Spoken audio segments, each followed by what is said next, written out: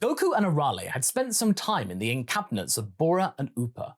Getting the 4-star Dragon Ball had been a huge success, so the boy figured out that a short break was a good thing to have at this point. After all, he still had plenty of gasoline for his new friend to drink. He made sure that she would refuel frequently. Listening to Bora's stories was also quite fascinating, especially the story of Korin Tower, which apparently granted strength to those that would manage to climb to the top. That was something worth thinking about, Goku thought. After all, the army was still dangerous, so any chance to gain some strength would be very advantageous. Meanwhile, Arale was looking at the local plants and animals and talking about them with encyclopedic precision. Observing Arale, distracted like a child yet possessing such vast knowledge, was truly captivating. Senbei had to be a great constructor of people and robots, having made her like that. But Goku wasn't surprised by this at all. After all, the man had managed to fix his Dragon Radar on his own, without prior consultation or example, which mean that he was equally as brilliant as Bulma or Dr. Briefs. He tried not to share the details about Arale's true nature with his new friends. Not because he thought that Upa or Bora were untrustworthy, no, quite the opposite. The gentle natives of the sacred land of Korin, they were very hospitable and honorable, but he made his promise to Senbei that he would not tell a soul about Arale's origins. The less people knew about her, the better, he thought. But it was nice to see Arale befriending Upa and watching the two of them play like little children should. Goku, at this moment, felt like a responsible older brother protecting their younger sister. He never thought about it that way before, but he felt that it would be fun to have siblings, if only he had one. How he would grow to regret it later on. But still, the Dragon Balls on his radar weren't really moving all that much, so staying one day more, it couldn't hurt. Let Arale have their fun, he thought. Regrettably though, a strange man writing a column interrupted their peaceful day. As weird as it sounds, this is precisely what happened on that fateful day. And who arrived was a lean but not overly tall man in a pink changpao with his black hair braided into a long ponytail. I see that the intel was correct. Welcome, Son Goku. How nice it was of you to not change your position on me. Who are you? The boy's eyes narrowed. This man did not seem friendly. Who is this, Goku? Do we have a new friend to play with? Arale tilted her head whilst playing with Upa. And you, Arale, am I right? You are quite famous amongst the ranks of Penguin Village, aren't you? The man gave them a very unpleasant, twisted smile. I have a lot of friends there. Everyone knows me.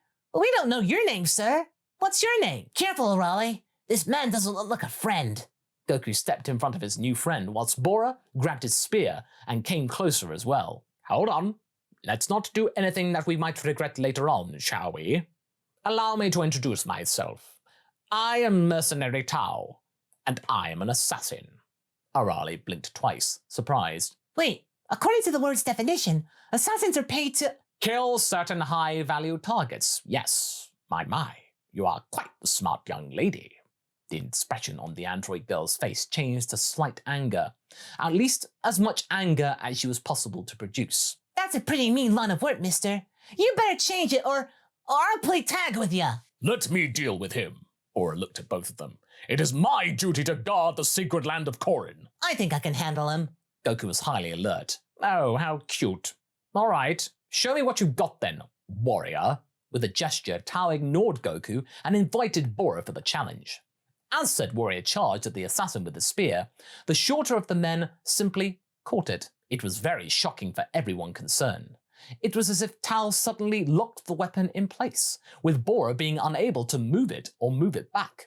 The spear itself was longer than the mercenary himself, and everyone was watching in terror as the massive, bulking warrior could not budge it a single inch. Maybe if I hold it here, it will be easier. Try it. Tao was toying with his opponent, who now had his trusty weapon trapped in his grasp. I see that you are continuing to have problems. Here, let me help you. The mercenary picked up the spear with Bora at the end of it, and after a brief moment, he threw him into the sky, much to the horror of his son. Meanwhile, whilst Upa was screaming, Tao quickly calculated the best way to throw the weapon and decided to make it go after its previous owner. That would have been an easy kill. That is had Arale not intervened. The girl jumped up, blocking the spear herself. Both Upa and Bora seemed shocked at this rescue, but not Tao. Using the distraction, he made a quick move toward Goku and his backpack. He opened it with a quick gesture, revealing the supply of gasoline. The mercenary smirked as he took a match out of his pocket. My, Jiro was right. Such an unrefined power source. Hey, what are you doing?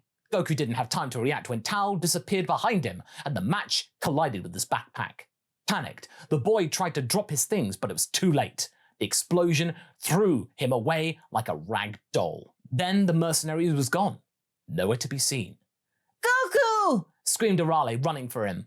It appeared that this new adversary may have vanished. The dragon radar was once again destroyed, as well as their entire supply of gasoline. As for Goku, he was pretty badly burnt. It appeared that the Dragon Balls had vanished as well. This was a disaster. Oh no. What should I do? What to do? The android girl started to panic. Upa ran toward Bora as soon as he landed safely. Are you okay, Daddy? I'm fine, son, but Goku! Oh no! How can we help him? This isn't fun. This is pretty bad. The girl caught her head. Listen, Arale, do you see that high tower over there? The thing that you told us about? The one going to the sky? The very same, the man nodded. The guardian of this land lives on top of it. If anyone can help you, it will be him. So I have to climb the top with Goku? I think I can do it. Despite her strength and power, this was the first time Arale was really scared. But she knew she couldn't fail a new friend. With the help of Bora and Upa, she quickly managed to safely attach the unconscious Goku to her back. And then she started to climb. Or rather, run up the tower, up the vertical surface, toward the sky.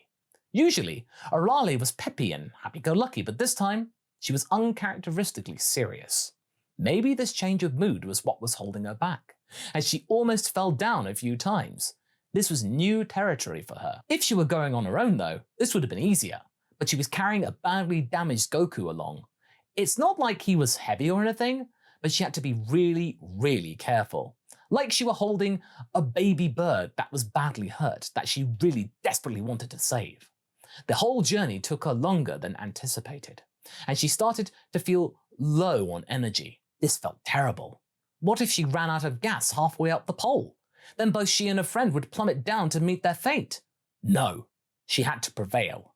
She mustered all her strength to get to the top of the tower, and when she did, she must have been really low on power. Kid, she said with the last of her strength, as she collapsed before a short figure that was there waiting for them. Yes, Commander, I did retrieve the Dragon Balls. It seems that the target survived my initial attack, but barely. And tell Jiro that he was correct. It was an android. But as far as we are concerned, the power source is far less sophisticated than what the Doctor has in mind. I will retrieve it once the thing powers down and is unable to resist. It should solve both of our problems. Tao was using the communication device to speak with the Red Ribbon Army's leader. Admittedly, he would have to check on this whole tower thing. If he doesn't see 2 children falling off of it, that means that he will have to finish the job personally. Quite the contrary. He always liked adding a bit of personal spice to the equation. Goku slowly came to his senses. He barely remembered anything that had happened. The explosion, the mercenary. He was lying on some weird stone floor. For some reason, his mouth was filled with a bean-like aftertaste. There was also a rather large cat with a cane looking at him intently. Wait, where am I? Arale! Arale! He turned around only to see his friend laying on the ground like a soulless little doll. Well, your robot friend brought you here, boy. It's no mean feat, I tell you. If she was still awake, I would offer her a bit of the sacred water, but I don't think that kind of thing would work on her. Guess she ran out of Earth's juice, huh? Wait, sacred water? Are you? Goku turned his head toward the cat. Yep, Korin, the guardian of this land. And you're atop my tower, kid. She brought you here. You were pretty badly burnt. What about the others?